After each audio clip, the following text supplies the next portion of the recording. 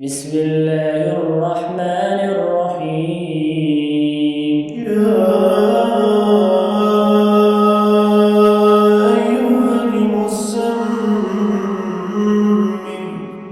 قم الليل إلا قليلا يا أيها المزمل قم الليل إلا قليلا نصفه أو انقص منه قليلا أو زد عليه ورتل القرآن ترتيلا إنا سنلقي عليك قولا ثقيلا إن ناشئة الليل هي أشد وطئا وأقوم قيلا إن لك في النهار سبحا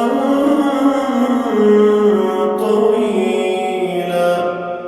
واذكر اسم ربك وتبتل إليه تبتيلا رب المشرق والمغرب